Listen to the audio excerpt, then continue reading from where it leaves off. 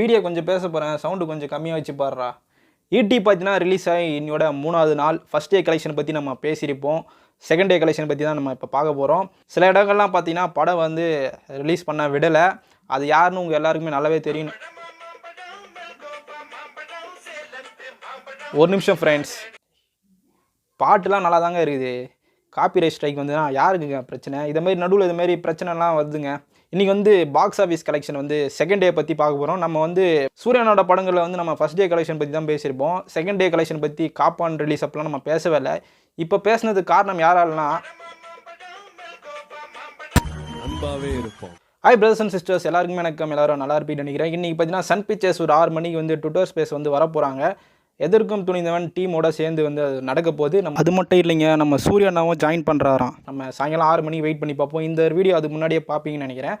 எதிர்க்கும் துணிந்தவன் first day பற்றி நம்ம நேற்றே பேசியிருப்போம். ஃபஸ்ட் டே கலெக்ஷன் பார்த்தீங்கன்னா வந்து தமிழ்நாட்டில் மட்டும் 15 கோடின்னு வந்து அஃபிஷியலாக சொன்னாங்க. ஆனால் சில நியூஸ் சேனல்லாம் வந்து 8 கோடின்னு சொல்கிறாங்க. ஆனால் சன் பிக்சர்ஸ் கிட்டேருந்து அஃபிஷியலாக அனௌன்ஸ்மெண்ட் வரல. ஆனால் நிறைய பேர் வந்து 15 கோடி தான் சொல்கிறாங்க. வேர்ல்டு வைடில் பார்த்தீங்கன்னா 30 கோடி மேலே வந்து கலெக்ட் பண்ணியிருக்கு. இன்றைக்கி வந்து செகண்ட் டே கலெக்ஷன் வந்து நம்ம பேச போகிறோம். எதிர்க்கும் துணிந்தவன் அந்த ஒரு படம் பயங்கரமான ஒரு பாசிட்டிவ் ரிவ்யூ தான் பார்த்தீங்கன்னா கொடுத்துன்னு இருக்காங்க. அது நம்ம ஆடியன்ஸ் கிட்டேருந்து ஒரு நல்ல ரெஸ்பான்ஸ் தான் கிடச்சின்னு இருக்குது. ஆனாலும் பார்த்தீங்கன்னா சில பேர்னால வந்து கொஞ்சம் வருத்தமாக இருக்குது. ஏன்னா படம் நல்லா இருந்தே பார்த்தீங்கன்னா சில இடங்களில் வந்து ரிலீஸ் ஆகலை அப்படின்னு வந்து சொல்லியிருந்தாங்க. தேட்ரு ஸ்க்ரீன் வந்து பார்த்தீங்கன்னா கவுண்ட் வந்து அதிகமாக நடக்க போகுது அப்படின்னு சொல்கிறாங்க. இன்றைக்கி சாட்டர்டே, நாளைக்கு சண்டே பார்த்தீங்கன்னா கண்டிப்பாக 2 நாளில் கண்டிப்பாக வேறு லெவலில் ஒரு ரெஸ்பான்ஸ் இருக்கும்னு நினைக்கிறேன். இப்போ வந்து செகண்ட் டே வந்து பார்த்தீங்கன்னா என்ன சொல்கிறாங்கன்னா 9 கோடின்னு சொல்கிறாங்க.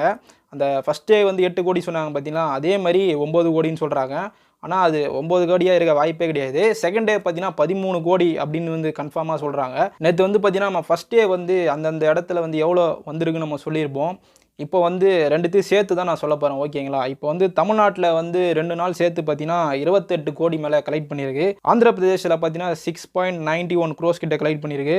கர்நாடகாவில் பார்த்தீங்கன்னா 6.80 க்ரோஸ் கிட்ட கலெக்ட் பண்ணியிருக்கு. கேரளாவில் பார்த்தீங்கன்னா 4.13 க்ரோஸ் கிட்ட கலெக்ட் பண்ணியிருக்கு.